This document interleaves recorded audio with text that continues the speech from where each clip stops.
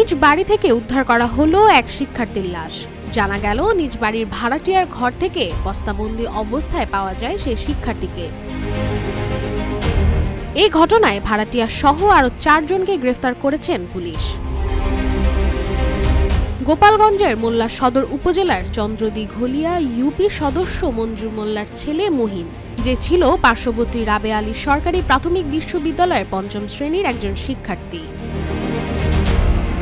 গেল রবিবার দিবাগত রাতে সদর উপজেলার চন্দ্রদিঘলিয়া এলাকার ইউপির সদস্য মঞ্জু মোল্লার ভাড়াটিয়ার ঘরের ট্রাঙ্কের ভেতর থেকে উদ্ধার করা হয় ওই শিক্ষার্থীর লাশ।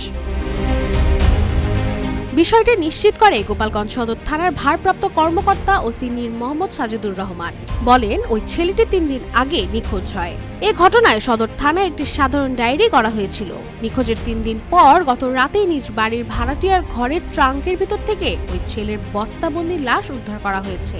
এই ঘটনায় ভাড়াটিয়া সহ আরও 4 জনকে জিজ্ঞাসাবাদের জন্য আটক করা হয়েছে।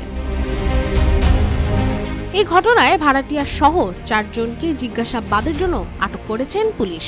ময়নাতদন্তের জন্য লাশ গোপালগঞ্জ সদর হাসপাতালের মর্গে পাঠানো হয়েছে। নিউজ ডেস্ক, রূপালী বাংলাদেশ।